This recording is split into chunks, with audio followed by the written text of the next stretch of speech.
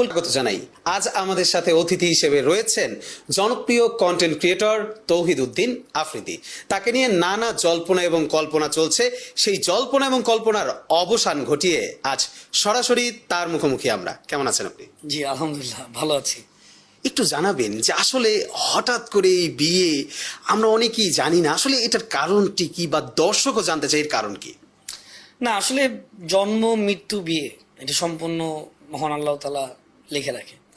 So কার কখন কোথায় বিয়ে হবে এটা আসলে এটা সম্পূর্ণ আল্লাহর উপরে। তো আমি দেখতে গেছি আমার মাকে নিয়ে, আমার ফ্যামিলিকে নিয়ে আমি দেখতে গেছি। আর দেখে আসলে ওখানেই বিয়েটা মানে কাবিন যেটা বলি আমরা, কাবিন হয়ে গেছে আর কি। যখন আপনি দেখলেন সামাজিক যোগাযোগ মাধ্যমে মানুষ বলছে গোপনে বিয়ে হয়ে গেছে, আসলে এটার সময় আপনার রিয়াকশনটা কি একটু বলবেন?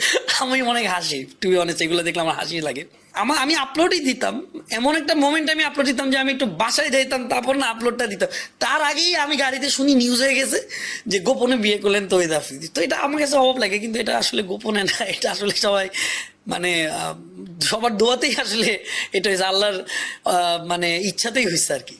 প্রথমে নামের বিষয়, এই বিষয়টি কি আসলে? আর সমস্যা হয়েছে, মানুষ কনফিউজ হয়ে গেছে, তারা দুই যমজ বোন। সো যমজ বোন হওয়ার কারণে তো সবাই মানে আমার যেই কি বলবো, আমার শালি বলতে পারেন, হ্যাঁ। তো ওকে আমার ওয়াইফ বলা শুরু করছে, ওর তো বিয়ে হয়ে গেছে। তো ওর আগের ভিডিও নিয়ে ওর বিয়ের ভিডিও নিয়ে আমার বিয়ের অনুষ্ঠান বানায় ফেলতেছে। তো এরকম একটা মানুষ করছে। আসলে এটা আসলে একদিকে খুবই হাস্যকর লাগে আমার কাছে দেখার পর, যে নামও ভুল, এমন এমন নিউজে নামও ভুল, এবং হেডলাইন গুলা নিউজে আমার খুব ভালো লাগে। তো হেডলাইন গোপনে বিয়ে করলেন তো তো আমার এটা আসলে খুবই মানে একদিকে ঠিক আছে, এটা একটা ভিউ এর জন্য বা একটা নিউজ, স্বাভাবিক সাংবাদিক মানুষ নিউজ করতেই পারে। আর যেমন না যে আমার সাংবাদিকদের সাথে যোগাযোগ হয় না, আমার হয়তো বা আমার নাম্বার জানে না। বাট আমি একটাই কথা বলবো, সবাই আমার জন্য দোয়া করবেন যাতে আমার সামনের জীবনটা সুন্দর যায়, ভালো দিকটা সবসময় যাতে দেখাতে পারি, অ্যান্ড সবাইকে ভালো রাখতে পারি। এটাই দর্শকের কাছে সবসময় দোয়া চাই।